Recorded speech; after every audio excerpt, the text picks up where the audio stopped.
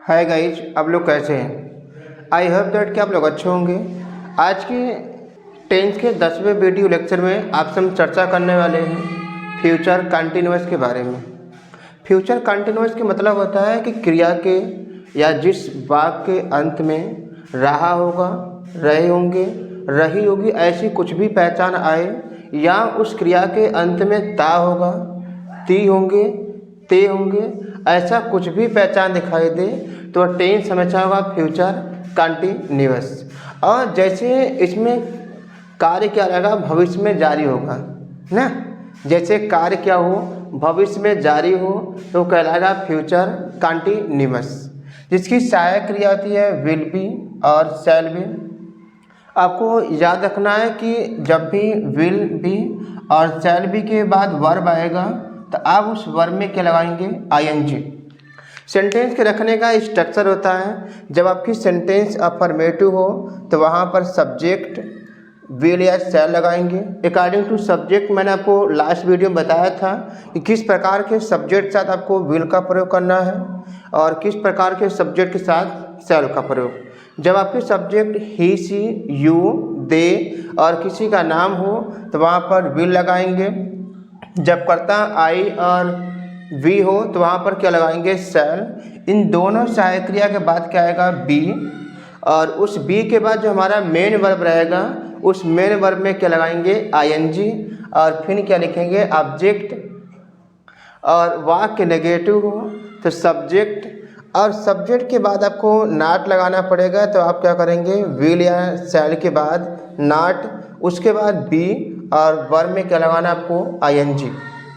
क्या से वाक्य शुरू हो तो आपको विल रखेंगे या तो शैल अकॉर्डिंग टू सब्जेक्ट, उसके बाद आपको सब्जेक्ट रखना है, उसके बाद बी और वर्ब में क्या लगाएंगे, आईएनजी, और ऑब्जेक्ट और लास्ट में क्या लगाएंगे, क्वेश्चन मार्क। यदि आपकी सेंटेंस डब्ल्यू दिया हो, जैसे वाट, वेन, ये सब वर्डों से, तो सबसे पहले आपको वो डब्ल्यू देना है जो आपको वाक्य में दिया हुआ है।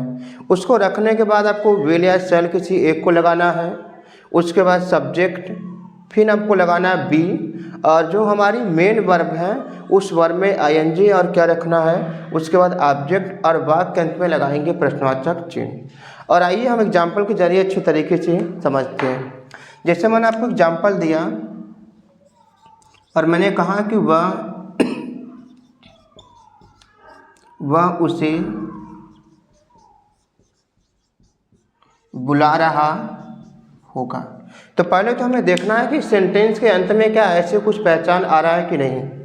वह उसे बुला रहा होगा, पहचान आ गया, रहा होगा।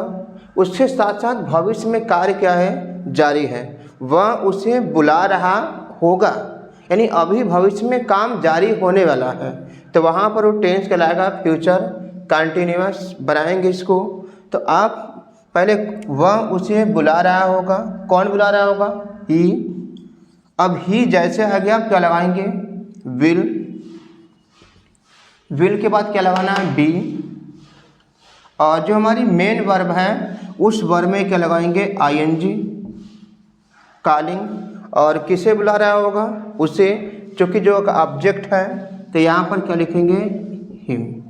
अब यदि मैंने इसको कहा कि वह उसे नहीं बुला रहा होगा, नहीं का मतलब वाक्य नेगेटिव हो गया, तो पहले आप क्या रखेंगे, सब्जेक्ट, उसके बाद विल, और इसके बाद आपको क्या लगाना, विल के बाद नॉट,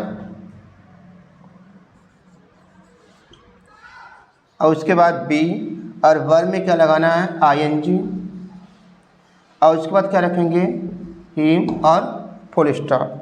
यदि वाक्य क्या से शुरू हो तो आप क्या करेंगे, सबसे पहले सहायक क्रिया विल, और उसके बाद क्या रखना आपको, सब्जेक्ट ही, और आपको सब्जेक्ट के बाद क्या लगाना है, जो आपका बी है उसको लगाएंगे, और वर्ब में क्या करना है आपको, आईएनजी, कॉलिंग। और किसे बुला रहा होगा, उसे यानी कि ऑब्जेक्ट रखेंगे, और क्या रखेंगे, क्वेश्चन मार्क।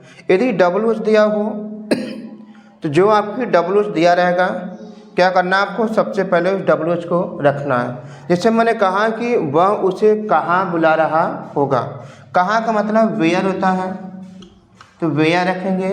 उसके बाद सहायक क्रिया आपको रखना है अकॉर्डिंग टू सब्जेक्ट, तो ही के हिसाब से विल, उसके बाद ही।